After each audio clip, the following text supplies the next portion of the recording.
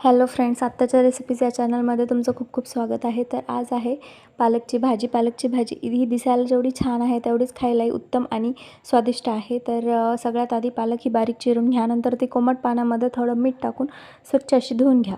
त्यानंतर एका कढईमध्ये तेल गरम झालं, जिऱ्या मोहरीची फोडणी टाकली की त्यामध्ये बारीक चिरलेला लसूण घाला आणि नंतर थोडीशी हळद. लसूण लाल झाला की त्यामध्ये बारीक चिरलेली पालक टाकून घ्या. पालक चांगली परतून घ्या.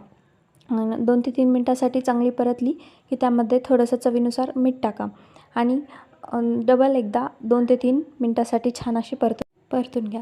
त्यानंतर त्याच्यामध्ये लाल तिखट तुमच्या आवडीनुसार टाकू शकता आणि थोडीशी म्हणजे 10 ते 12 कण साखरेची टाका.